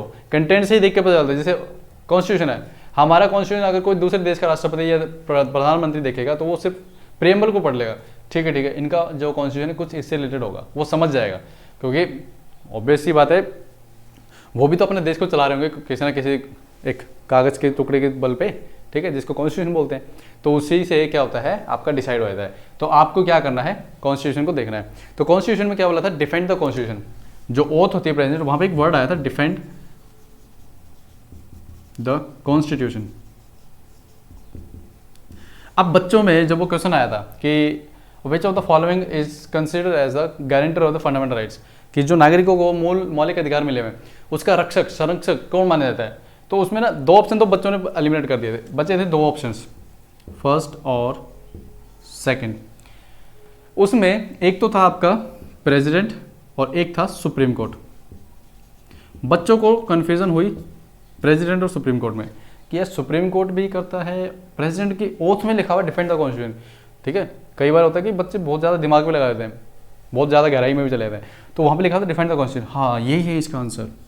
लेकिन इस पर जब की डाली गई तो उसमें आंसर आया सुप्रीम कोर्ट, क्लियर। और उसके बाद लक्ष्मीकांत में भी क्या हो गया आपका, अभी प्रिंट होकर आता है, supreme court is the final and the defender of the cause, क्या, किसका, फंडामेंटल राइट का। तो ये साफ साफ लिखा आता है। तो क्या होता है कि जो बुक वाले ऑथर होते हैं ना, वो भी क्या करते हैं, एग्जाम के पैटर्न पे उसको चेंज करते रहते हैं। जैसे एग्जाम की डिमांड वैसे ही बुक का ऑथर उसको बना देता है अपडेट करके, यही होता है और कुछ नहीं होता। इसलिए चीज़ों को पहले समझो। इसलिए मैं बोलता हूँ कि कंसेप्ट जो है ना आपके, वो अच्छे से क्लियर हो गए तो बुक का ऑथर कुछ भी लिख दे, उसकी लैंग्वेज चेंज कर दे, घुमा दे फिरा दे, आपको समझ में आना चाहिए। तो यही मैंने आपको जो कॉन्स्टिट्यूशन में दिखाया था कि आर्टिकल 60 क्या होता है आपका, ओथ कैसी होगी। उसके बाद आती है बात condition of the president's office की कंडीशंस क्या होंगी, ये किसके अंदर डील किया गया, आर्टिकल नंबर 59। तो अभी मैं पहले आपको आर्टिकल ही दिखा देता हूँ, उसके बाद हम इसको समझते हैं। तो ये रहा आपके पास, देखिए कहाँ पे था मैं, कंडीशन दिखाना ना, हाँ article number 59 condition of president's office, clause 1 देखिए, the president shall be member of either house of parliament, यानी कि चाहे वो लोकसभा का हो या राज्यसभा का हो या फिर किसी हाउस के लेजिस्लेचर का हो। And if a member of either house of parliament और हाउस ऑफ लेजिस्लेचर, अगर कोई व्यक्ति जो प्रेसिडेंट है अभी इलेक्ट हो गया है और वो या तो लोकसभा का मेंबर है या राज्यसभा का मेंबर है या फिर तेलंगाना या हरियाणा किसी भी असेंबली से वो बिलोंग करता हो, अगर वो इन तीनों में से किसी से भी बिलोंग करता है, तो जैसे ही वो प्रेसिडेंट इलेक्ट हुआ तो he shall be deemed to have vacated his seat, तो उसकी जो सीट है पार्लियामेंट के अंदर वो खाली मानी जाएगी जैसे ही उसने उस डेट को, on the date on which he enter upon his office as a president, जैसे ही वो प्रेसिडेंट के तौर पे क्या हुआ, कहाँ पहुंचा, अपने ऑफिस में। तो जो अगर वो एमएलए था तो एमएलए की सीट खाली हो जाएगी, एमपी है तो एमपी की सीट खाली हो जाएगी। सेकंड क्लॉज क्या कहता है, the president shall not hold any other office of profit, यानी आपको सिर्फ और सिर्फ प्रेसिडेंट का ही काम करना है, कोई बिजनेसमैन का काम भी नहीं करना साथ में। उसके बाद the president shall be entitle without payment of rent, यानी कि आपको कोई भी रेंट के, मतलब आपको एक बंगला मिलेगा, ऑफिशियल रेजिडेंस जिसको बोलते हैं, लेकिन आपको उसका रेंट नहीं मिलेगा। जैसे होता है ना, आप जैसे गवर्नमेंट एम्प्लॉयज़ हैं या फिर प्राइवेट एम्प्लॉयज़ होते हैं तो उनको ना HRA मिलता है, हाउस रेंटल अलाउंस मिलता है ना HRA, तो प्रेसिडेंट को ये नहीं मिलेगा, बट एक बंगला जरूर मिलेगा। अब आपको बंगला तो पता ही है दिल्ली में कितना बड़ा है। And shall be also be entitled to such emoluments, allowances and privileges as may be determined by parliament। और जितने भी अलाउंसेज है वो कौन डिटरमाइन करता है? हमारी पार्लियामेंट, बाय लॉ। ऐसा नहीं कि पार्लियामेंट में मन किया अरे यार प्रेसिडेंट को क्या करें कि वो खुश हो जाए, है ना? तो ऐसा नहीं है, कानून बनाओ और तब उनको खुश करो। तो ये साफ लिखा गया कॉन्स्टिट्यूशन में, such amendments, allowances and privileges as determined by parliament by law until provision in that behalf is so made। जब तक कि ऐसा कोई प्रोविजन ना बने, तो अगर उनके जो एमोलमेंट्स अभी उनको मिल रहे हैं, अलाउंसेस जो मिल रहे हैं, आप उनको क्या है खत्म भी नहीं कर सकते। ये फोर्थ में लिखा हुआ है, देखिए emoluments and allowances of the president shall not be diminished during his term of office.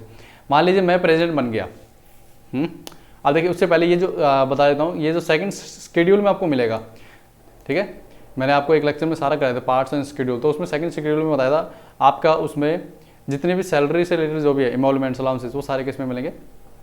आपके किस में? जो कि सेकंड शेड्यूल होता है उसके अंदर। अब देखिए यहाँ पे एक बात आती है कि मान लीजिए मैं एज ए प्रेसिडेंट इलेक्ट हो गया और लोकसभा से बिल पास हुआ, राज्यसभा से बिल पास हुआ, अब मेरे पास आया एज ए प्रेसिडेंट, मेरे पास आ गया साइन करने के लिए, मैंने उसको पास नहीं किया, दोबारा आया, ठीक है, मैंने उसको पॉकेट बिटो के तहत अपनी जेब में डाल लिया, नहीं पास किया। अब मान लीजिए जो पीएम होंगे या जो भी पार्लियामेंट के अंदर मेजोरिटी पार्टी जिसका रूल होगा, वो सोच रहे हैं कि यार ये ना प्रेसिडेंट थोड़ा अखड़ू टाइप का है, मान ही नहीं रहा, पास ही नहीं कर रहा, और ये बिल जो बहुत जरूरी है, इसको क्या करें? इसको एक काम करते हैं, थोड़ा ना तंग करते हैं। तंग कैसे करेंगे यार? एक काम करते हैं, इससे ना चल यार बंगला तो नहीं ले सकते, क्योंकि बंगला लेंगे तो हमारी किरकिरी हो जाएगी कि भाई देखो देश का राष्ट्रपति को आपने बाहर निकाल दिया। अच्छा, तो और क्या कर सकते हैं? हम एक काम करते हैं, इसकी जो सैलरी है इसको कट करते हैं, पहले तो इसके अलाउंसेज हैं इसको कट करते हैं। इससे क्या होगा, जब प्रेसिडेंट को यानी मुझे ये लगेगा ना कि यार मेरे पैसे कट रहे हैं यार, तो वो ऑब्वियसली भाग के क्या करेगा, हमारे बिल को साइन कर देगा, ठीक है। ये तो मैं बता रहा हूँ हाइपोथेटिकल सिचुएशन कि मान लें अगर ऐसा कुछ होता है, तो कॉन्स्टिट्यूशन में जो हमारे बनाने वाले थे उनको भी पता था फ्यूचर में ऐसा कुछ होगा, तो इसके लिए भी क्या दे रखी है? सिक्योरिटी। सिक्योरिटी कैसे? साफ लिखा हुआ है, अगर एक बार मैं इलेक्ट हो गया और उस टाइम मान लीजिए मैं इलेक्ट हो गया प्रेसिडेंट, और उस टाइम 5 लाख, जैसे अभी 2016 में 5 लाख कर दी गई है एक प्रेसिडेंट की जो सैलरी है, और 5 लाख क्या है? सिर्फ बेसिक है, क्लियर? उस पर अलाउंसेस और मिला कर देख लो आप कितनी जाती होगी। तो 5 लाख सैलरी है, मैं इलेक्ट हो गया, अब इलेक्ट होने के बाद 5 लाख रहेगी, अलाउंसेस जितने थे वो सब रहेंगे। आप इसको कम नहीं कर सकते हो, बढ़ा जरूर सकते हो। यानी मेरे पास जैसे जब तक मैं राष्ट्रपति रहूंगा, तो आप क्या करोगे? आप मेरी सैलरी को बढ़ा सकते हो बट कम नहीं कर सकते हो। ये मुझे सिक्योरिटी दी है कॉन्स्टिट्यूशन ने, क्लियर है? तो अब ये कंडीशन थी, हमने क्या क्या देखी थी? सबसे पहली बात तो कि अगर जो व्यक्ति प्रेसिडेंट के लिए इलेक्शन फाइट कर रहा है उसको क्या करना है?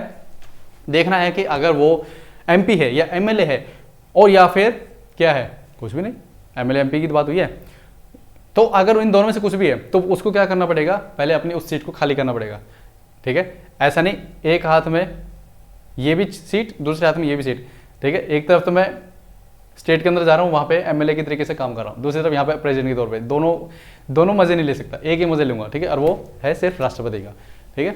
हालांकि देखिए मैं थोड़ा सा इसमें आपको समझाने के तरीके से मैं ऐसे बोल रहा हूँ, हालांकि ऐसा नहीं है, काफ़ी गरिमा है हमारे इस राष्ट्रपति के पद की, ठीक है?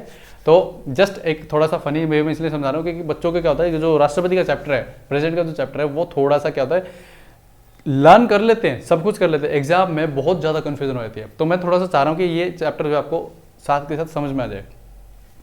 तो देखिए, आप अगर स्टेट के अंदर एमएलए हैं या किसी भी हाउस के एमपी हैं, लोकसभा राज्यसभा के, तो आप अगर इलेक्शन फाइट करना है, पहले तो आप उस सीट को खाली करिए, कर दी, आप जीत गए, तो आप जो है आप प्रेसिडेंट के बनने के लिए लायक हैं, आप जा सकते हैं। और अगर मान लिया आपने वहाँ से रिजाइन नहीं किया, तो जिस दिन आप उस ऑफिस में जाएंगे प्रेसिडेंट के, तो आपकी वो सीट ऑटोमेटिक वेकेंट हो जाएगी। दूसरा, अगर आप प्रेसिडेंट इलेक्ट हो गए तो आप कोई भी office of president, office of profit मैं ऑफिस ऑफ प्रेसिडेंट कर रहा हूँ, ऑफिस ऑफ प्रॉफिट में आप इंडल्ज नहीं होने चाहिए, ठीक है? इंडल्ज मैं बता दिया कि मान लो मैं राष्ट्रपति भी हूँ, साथ के साथ मैं जो है मान लो मेरे बेटे का, ठीक है, कोई बिजनेस है, मैं उसमें भी इंडल्ज हूँ, तो वो नहीं होना चाहिए। उसके बाद यहाँ पे और क्या कंडीशन क्या थी? यही थी हमारे ख्याल से, चलो मैं एक बार दोबारा देख लेता हूँ, मेरे ख्याल से यही जो थी कंडीशन थी। ऑथ और अफर्मेशन ऑफ द प्रेसिडेंट, एक मिनट, कंडीशंस, हाँ ठीक है। हाँ, अलाउंसेस के ऊपर था, अलाउंसेस मैंने आपको बता दिया कि जो अलाउंसेस है आप उसको खत्म नहीं कर सकते हैं और जो है आप बढ़ा सकते हैं। ये हैं कुछ terms and conditions of the office of president. अब आर्टिकल नंबर 59 और हमने डिस्कस कर लिया है 60, 58। अब कौन सा रह गया है हमारा, वो और देख लेता हूँ। आर्टिकल 58, 59, 60, ठीक है। अच्छा, एक चीज़, चलो मैं क्वेश्चन पूछता हूँ आपसे, कितने प्रेसिडेंट हैं जो अब तक ट्वाइस इलेक्टेड हुए, एक से ज़्यादा बार इलेक्ट हुए हैं? ठीक है, आपको मैं 10 सेकंड दे रहा हूँ, आपको सोचना है। चलिए देखिए, सिर्फ एक ही ऐसे राष्ट्रपति रहे हैं जो 2 बार इलेक्ट हुए और वो है डॉक्टर राजेंद्र प्रसाद। बाकी जितने भी राष्ट्रपति अब तक आए हैं वो सारे क्या रहे हैं हमारे, सिर्फ और सिर्फ एक बार ही इलेक्ट हुए। ठीक है, तो डॉक्टर राजेंद्र प्रसाद 51 और 57, 51 और 56 इन 2 बार इलेक्शंस में जीते थे। उसके बाद जो है उनकी डेथ हो गई थी और फिर जो है उसके बाद जितने भी प्रेसिडेंट आए वो सारे जो हैं आपके क्या रहे, एक एक टर्म लेके आए और इससे ज़्यादा नहीं। ठीक है, अच्छा चलो, अभी कौन है राष्ट्रपति? रामनाथ कोविंद जी। अब जब आप पढ़ते हैं ना ये, तो इसमें स्टैटिक जो नॉलेज है वो भी आपकी पक्की होनी चाहिए। तो आपको क्या करना है, इन केस अगर आपको पूरी लिस्ट याद हो जाए अब तक कितने राष्ट्रपति रह चुके हैं, बहुत अच्छा है, नहीं तो एटलीस्ट शुरू के 5 और अभी जो प्रेजेंट में उनसे पिछले 5 ये याद होना चाहिए। ठीक है ना। अब बात करेंगे हम किसकी, टर्म ऑफ ऑफिस। जो प्रेसिडेंट का ऑफिस है उसकी टर्म कितनी होती है, क्लियर? देखिए, कॉन्स्टिट्यूशन में बोला गया है जो प्रेसिडेंट है वो इलेक्ट होता है 5 ईयर्स के लिए, और वो चाहे तो 5 साल से, जरूरी नहीं है, मतलब 5 साल तो है रहेगा रहेगा, 5 साल से पहले भी वो जा सकता है और 5 साल से ज़्यादा भी रह सकता है। दोनों कंडीशन पॉसिबल है। 5 साल से पहले कैसे? अगर उसने, जो प्रेसिडेंट है उसने खुद अपने हाथ से हैंड रिटन डॉक्यूमेंट पे यानी एप्लीकेशन पे साइन करके वाइस प्रेसिडेंट को लिख के भेज दिया, ठीक है, कि मैं रिजाइन करता हूं अपनी इस पोस्ट से, तो क्या हो जाएगा? मान लीजिए अभी 2021 में इलेक्शन हुआ है, 2022 में मैंने बोल दिया कि मैं प्रेसिडेंट के इससे सीट से रिजाइन कर रहा हूं, तो मेरा रिजाइन हो जाएगा। 5 साल तो नहीं हुए थे ना, 5 साल कब होते? 2026 में, पर मैं तो 2022 में हट गया। तो ये क्या है? दूसरा है, अगर इम्पीचमेंट हो जाए, इम्पीचमेंट को हिंदी में क्या कहते हैं ये मुझे नहीं पता है, हिंदी वाले मीडियम बच्चे देख लेना एक बार अपना। ठीक है, इम्पीचमेंट हो गया। इम्पीचमेंट के लिए कंडीशन एक ही दी गई है, आप इम्पीचमेंट कब करेंगे? जब कॉन्स्टिट्यूशन का वो वायलेशन करते हैं, वायलेशन ऑफ कॉन्स्टिट्यूशन। अब संविधान में कहीं पे भी ये नहीं बता रहा कि आप किसको वायलेशन मानेंगे, सिर्फ इतना बोला है कि इम्पीचमेंट सिर्फ एक कंडीशन में करेंगे, वो है वायलेशन ऑफ कॉन्स्टिट्यूशन, संविधान का उल्लंघन। अरे किसको उल्लंघन बोलेंगे भाई साहब, ये तो बताओ, ये कहीं पे भी नहीं बता रखा। ठीक है, तो ये अब यहाँ पे जो ये ऐसे ऐसे वर्ड्स हैं, जब मैंने आपको एक बताया था ना, जब हम केसेस को पढ़ रहे कि सुप्रीम कोर्ट कैसे जो है इन चीज़ों को पकड़ती है, तो मान लीजिए जैसे ये टर्म फंस गई है वायलेशन ऑफ कॉन्स्टिट्यूशन, तो ये जाएगा सुप्रीम कोर्ट के पास। सुप्रीम कोर्ट क्या करेगी? इसमें पहले इंटरप्रेट करेगी इस वर्ड को, ठीक है, कॉन्स्टिट्यूशनल डिबेट्स को भी पढ़ेगी, पूरे कॉन्स्टिट्यूशन को देखी, फिर इसको इंटरप्रेट करेगी। इंटरप्रेट यानी इसका ट्रू मीनिंग कि जो हमारे कॉन्स्टिट्यूशन मेकर्स थे वो क्या चाहते थे इस वर्ड के थ्रू, ठीक है, वो देखेंगे। उसके बाद क्या करेंगे? वो एक कंस्ट्रक्ट करेंगे, यानी कि फाइनल आउटकम निकालेंगे कि भाई इस वर्ड का मतलब ये है। ये सारा काम किसका? सुप्रीम कोर्ट का, जुडिशरी का काम है, हमारा नहीं है। क्लियर? हमारा काम है सिर्फ पढ़ना। ठीक है, तो इम्पीचमेंट बोला गया है कि इम्पीचमेंट सिर्फ इस चीज पे होगा, वायलेशन ऑफ कॉन्स्टिट्यूशन। तो अगर ये भी होता है, अगर वो खुद रिजाइन कर दे या फिर इम्पीच हो जाए या फिर उनकी डेथ हो जाए, ठीक है, या फिर वो क्या है, डेथ हो गया, या फिर वो इल हैं, सिक हैं, और उसकी वजह से क्या है, अपना जो है ऑफिस संभाल नहीं पा रहे हैं, तो इस टाइम पे भी क्या होगा? आपका ऑफिस उनका वैकेंट रहेगा। तो यहाँ पे हमने वैकेंसीज भी डिस्कस कर ली है कि ऑफिस ऑफ जो प्रेसिडेंट है वो वैकेंट कब कब हो सकता है? जब तो खुद रिजाइन कर दे, या उनका इम्पीचमेंट हो जाए, या उनकी डेथ हो जाए, या फिर वो बीमार है, ऑफिस में आ ही नहीं पा रहे हैं। तो इन सारे कंडीशन से क्या होगा? जो है आपके ऑफिस वैकेंट हो जाएगा। अब जब मान लीजिए, ये तो मैंने बताया कि जब वो 5 साल से कम समय में कैसे जो हट सकते हैं, ज़्यादा इन केस देश के अंदर इमरजेंसी लगी हुई है, ठीक है, तो क्या हुआ? आपका जो अभी रिकमेंडेड प्रेसिडेंट है, जो अभी फिलहाल हैं, वो 5 साल से ज़्यादा भी रह सकते हैं।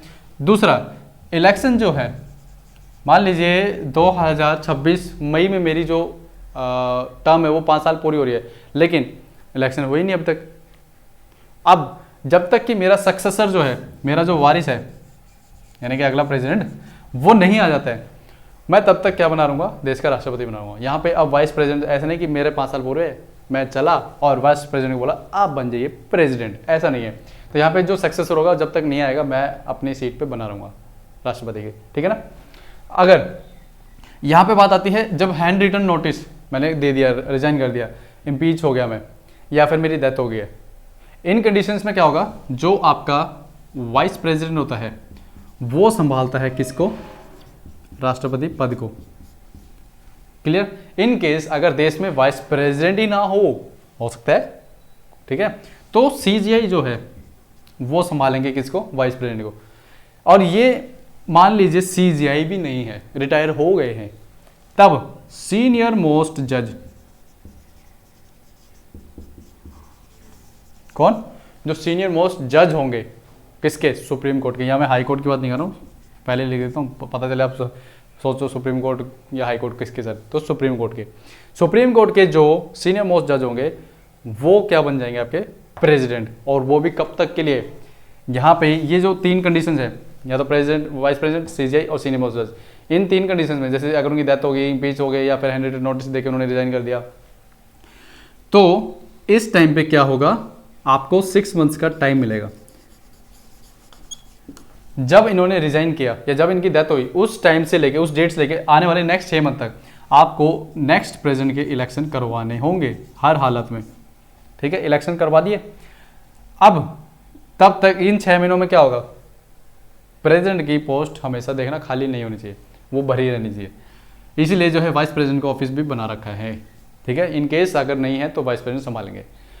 अब यहाँ पे 6 महीने तक ये तो वाइस प्रेसिडेंट है तो वो संभालेंगे राष्ट्रपति का पद, सीजीआई है तो सीजीआई संभालेंगे, और सीनियर मोस्ट जज है तो वो संभालेंगे, ठीक है। ये आपको याद रखना, सिर्फ 6 महीने तक होगा। उसके बाद जो है आपके नेक्स्ट प्रेसिडेंट आ जाएंगे, और जो अगले प्रेसिडेंट आएंगे वो अगेन 5 ईयर्स कंप्लीट करेंगे। ऐसा नहीं है कि 1 साल जो है, मान लीजिए मैंने एज ए प्रेसिडेंट मैंने संभाला, मैंने रिजाइन कर दिया, वाइस प्रेसिडेंट आए उन्होंने संभाला 6 महीने वो, तो 1 साल मेरा, 6 महीने ये, 1.5 साल हो गए।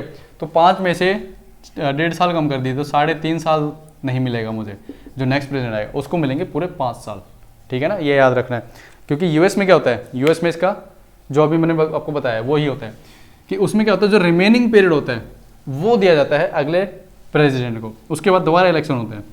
तो हमारे देश में ऐसा नहीं है, क्योंकि हम चाहते हैं कि एक ही खर्चे में सारा काम हो जाए। अमेरिका तो भाई डॉलर में खेलता है ना, खुद की रिजर्व करेंसी है उसकी, तो उनको तो कोई फर्क नहीं पड़ता, छाप देंगे दोबारा से, और तो क्या है, हम छापेंगे तो गरीबी बढ़ जाएगी, ठीक है ना। अब इकोनॉमी पढ़ेंगे ना, उसमें सारा कुछ पढ़ेंगे ये।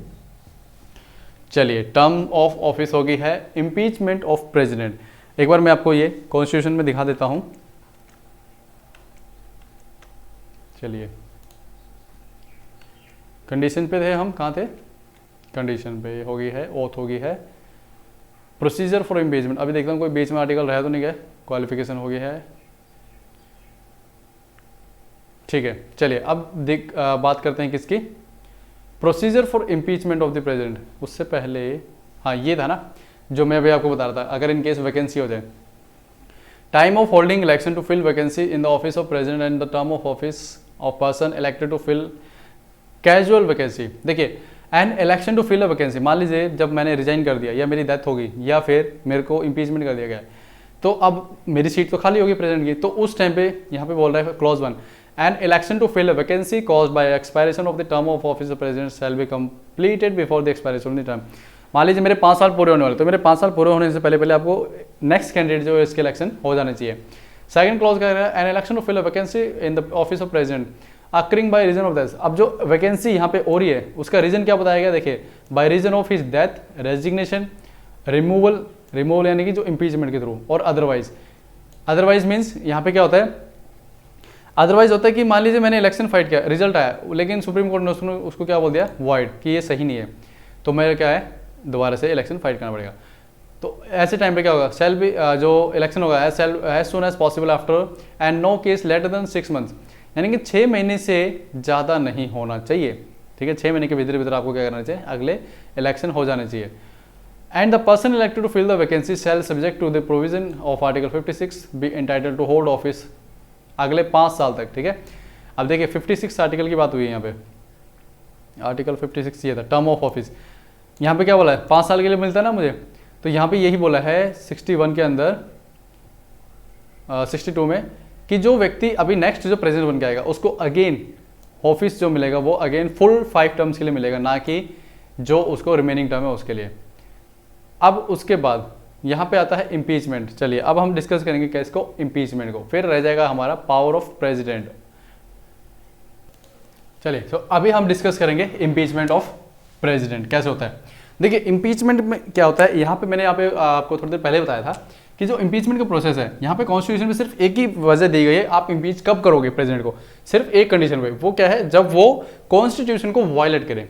लेकिन वायलेशन ऑफ कॉन्स्टिट्यूशन, लेकिन ये जो टर्म है वायलेशन ऑफ कॉन्स्टिट्यूशन, ये कहीं पे भी कॉन्स्टिट्यूशन में संविधान में कहीं नहीं बता रखा कि किसको मानेंगे, कि क्या जब प्रेसिडेंट है अगर वो पीएम की ना सुने क्या वायलेशन ऑफ कॉन्स्टिट्यूशन माना जाएगा, क्या वो जुडिशरी से अगर कोई राय मांगते हैं और जुडिशरी की ना सुने तो क्या वो वायलेशन ऑफ कॉन्स्टिट्यूशन माना जाएगा, क्या वो अगर 5 साल से पहले रिजाइन कर देते तो क्या उसको वायलेशन ऑफ कॉन्स्टिट्यूशन माना जाएगा, ऐसा कहीं पे नहीं डिफाइन किया, ठीक है। हालांकि जो मैंने आपको बताया ये सिर्फ समझाने के लिए, ठीक है, ये नहीं आपको ऐसे एज इट इज को याद रखने के, सर ने तो ये बताया था। वायलेशन ऑफ कॉन्स्टिट्यूशन में ये बोला गया कि जो इम्पीचमेंट आप किसके जरूरत होगी, आपको एक रीजन होना चाहिए कि उन्होंने कॉन्स्टिट्यूशन को वायलेट किया है। क्या वायलेशन क्या हुआ ये नहीं पता, ये जुडिशरी आपको बताएगी, ठीक है, केस टू केस किस टाइम पे क्या होगा कि जुडिशरी बताएगी हाँ किया है कि नहीं है। लेकिन इसमें ये बोला कि मान लीजिए यहाँ पे कोई भी house, either house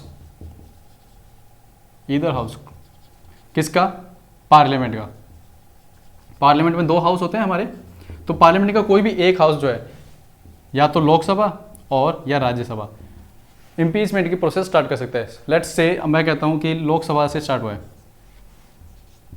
markers change कर लेता हूं थोड़ी देर, मैं कहता हूं कि लोकसभा में जो है इम्पीचमेंट की प्रोसेस स्टार्ट हुआ है। अब यहाँ पे ये बोला गया है कि जब लोकसभा ये बोलता है कि हमें इम्पीच करना है प्रेसिडेंट को, तो उसके 1/4 मेंबर जो है वो हामी भरने चाहिए, साइन करना चाहिए उस पर पहले। तो लेट्स से जस्ट समझाने के लिए कि 500 मेंबर जो है हमारे किसके अंदर है, लोकसभा के अंदर है, तो इसका अगर मैं 1/4 निकालता हूं तो वो आता है हमारे पास 125 मेंबर्स। तो 125 मेंबर आपके क्या करने चाहिए, साइन करेंगे पहले, ठीक है, एक पीस ऑफ पेपर के ऊपर, ठीक है, जो इम्पीचमेंट का पेपर होगा उस पर साइन करेंगे, वो फेवर में होने चाहिए 125 मेंबर, तब आप बोलोगे कि हाँ इम्पीचमेंट प्रोसेस स्टार्ट कर सकते हैं। अब 1/4 मेंबर आपके ने यस कर दिया, साइन कर दिया। अब उसके बाद आपको 14 दिन का 14 डेज नोटिस देना होगा प्रेसिडेंट को भी कि हम आपको इम्पीच कर रहे हैं। कोई अगर आपको कोई रीज़न है, कुछ अगर आपको बताना है कि मैंने क्यों किया ऐसा, तो आप उस नोटिस के थ्रू बता सकते हैं। उसके बाद होता है उस हाउस में, जैसे लोकसभा के अंदर आया था, लोकसभा में अब 2/3 वोटिंग से वो पास होना चाहिए, ठीक है। अब जैसे यहाँ पे